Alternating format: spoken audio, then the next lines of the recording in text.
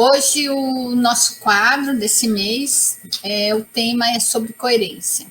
Antes de começar a falar, quero convidá-los também a visitar a plataforma T Academia e acessar lá, preenchendo os dados, o artigo explorando melhor esse termo, esse conceito.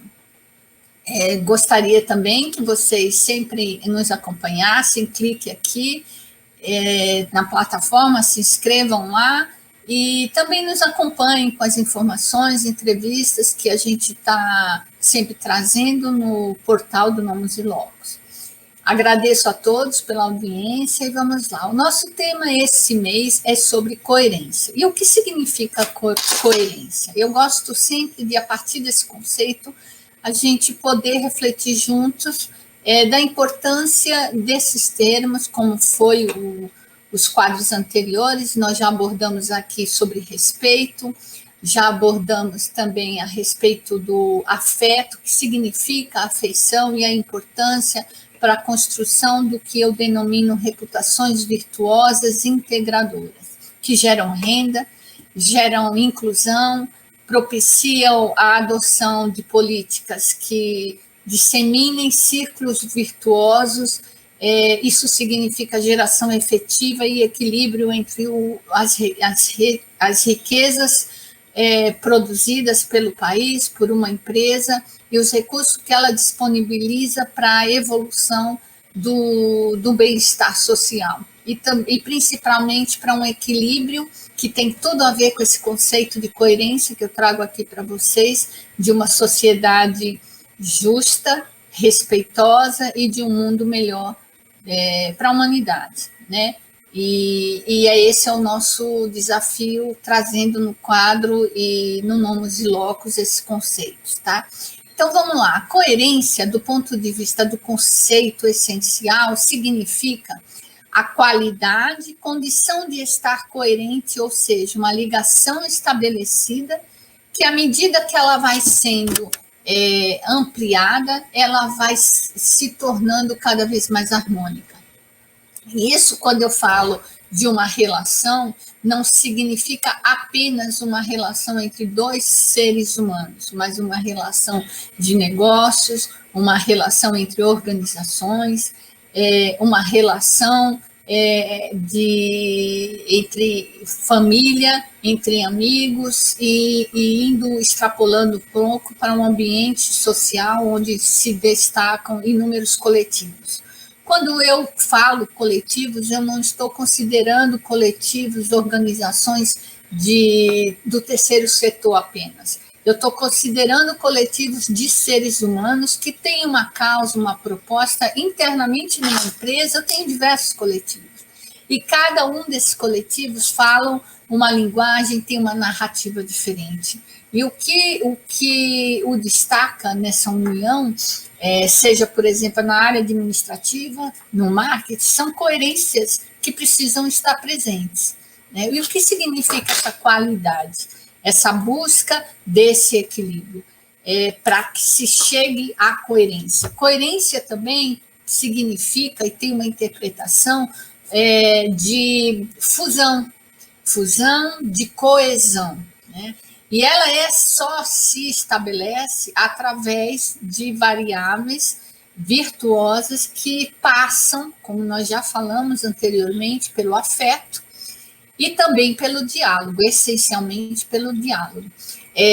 Coerência se estabelece numa relação e experimentação ao longo do tempo dessa relação, né, onde você e o outro chegam a um consenso e permeada pelo que foi professado ao longo dessa experiência, dessa relação, e também, principalmente, pelas atitudes estabelecidas e manifestas ao longo dessa experiência. Isso tem também relação, através da psicologia positivista, quando a gente fala do respeito. Essa experimentação só é possível através dessa experiência positiva de uma cotidiana ao longo de uma existência. A coerência, ela, quando ela chega a grau de harmonia e equilíbrio, ela passa para um outro patamar, que é outro conceito chamado confiança. E a confiança é um principal ativo que um ser humano e uma organização pode disponibilizar, é o seu patrimônio. E é essa confiança, isso, veja só, isso só se estabelece se adquire esse valor ao longo de uma coerência de comportamentos, atitudes, sustentados em falas, em discurso, ao longo de toda essa relação. Né? Não é de um dia para outro, de um momento para outro, né? Falando numa linguagem mais coletiva. Então, vamos voltar. Se eu estabeleci ao longo desse tempo uma coerência nas minhas atitudes, nos meus comportamentos e naquilo que eu exponho, eu chego a um padrão de percepção confiável. E aí eu tenho um ativo poderosíssimo que eu preciso cuidar. Quando vocês olham aqui na minha base, esse monte de livro, isso faz parte da minha experiência ao longo de toda uma vida, que já são 4 décadas de trabalho ou mais, né? Então, isso é o meu patrimônio, é isso, para eu expor para vocês esse conceito de uma forma bem coloquial, eu me baseio na sustentação desse ativo que eu fui adquirindo ao longo dessa minha existência. E a outra coisa é que a coerência, ela é racional e lógica.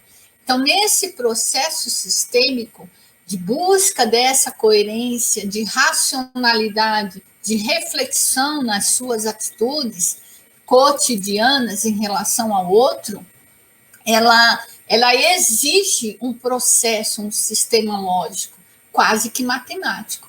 É uma reflexão cotidiana que eu vou estabelecendo sobre os atos praticados naquele dia, naquele meu cotidiano, e na coerência que eu estabeleci com relação ao outro, certo? Se eu falhei em algum momento, eu preciso voltar atrás e buscar e me esforçar para dar um passinho nesse desenvolvimento na busca da coerência.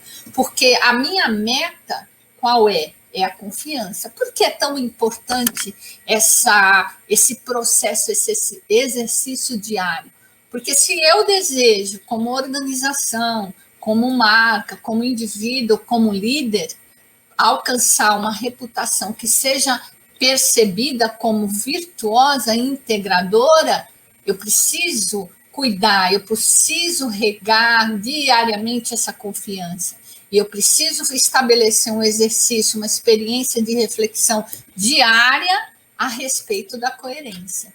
E algo que eu gostaria de colocar como reflexão aqui no quadro desse mês para vocês, vamos analisar o nosso contexto de mundo e o nosso contexto político, institucional do nosso país. Em que medida, e como indivíduo também, num ambiente de contexto de relações digitalizadas, na virtualidade, que é esse universo com o qual nós estamos aqui dialogando, essa superexposição, essa necessidade de falas, essa necessidade de expor as vozes, em que medida essa superexposição, essa colocação de vozes, eu estou buscando a coerência e eu estou alcançando a confiança dos meus pares e do meu universo de relações.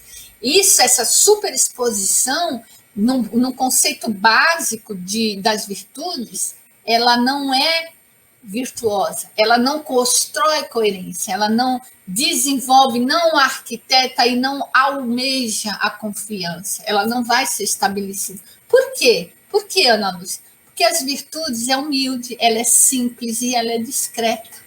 Olha que incoerência dentro do mundo em que nós vivemos.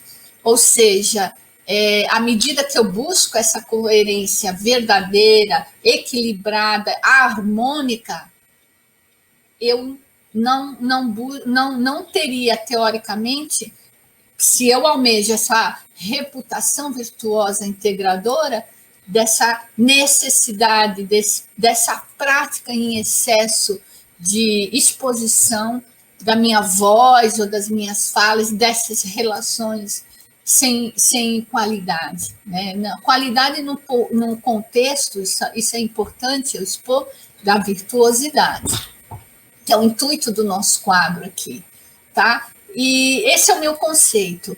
E aí eu gostaria também de que vocês acompanhassem o artigo que está disponível a respeito desse conceito na plataforma T Academia. Acessem, se engajem, e lá eu expus uma parte de uma pesquisa que também está no meu livro, que foi lançado em 2016, onde na pesquisa, no estudo desenvolvido, a base do maior ativo que nas relações daquela rede nomos e locus que foi construída para esse estudo, a sociedade expôs como maior ativo a coerência. Por quê? Porque para elas o ambiente social do indivíduo, onde nós todos estamos, de diversas categorias e coletivos, para nós, nessa análise daqui de fora, olhar o outro é analisar em que medida ele tem tido uma coerência entre suas falas, suas atitudes e nas suas práticas cotidianas. Esse é um ativo poderoso.